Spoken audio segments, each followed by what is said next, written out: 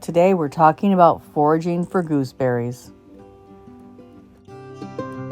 Rebel Canners teaching all kinds of food preservation, especially the old ways.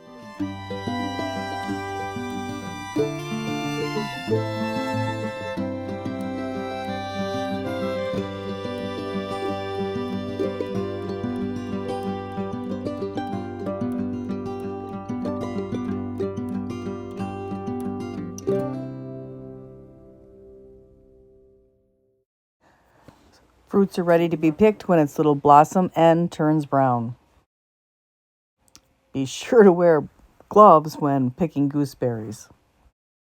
Because gooseberries have such a range of color, you really can't go by color to tell if they're ripened and are ready to pick.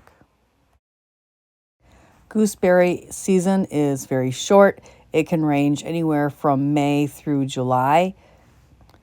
So if you can't get enough berries in one time to make 4 cups, go ahead and freeze them until you're ready to make jam. The recipe for no pectin gooseberry jam is in the members only section. Think about becoming a member. It's only 99 cents a month, less than the cost of a cup of coffee. Be sure to like, subscribe, and follow. Ring that bell so you always get notifications. Have a great day.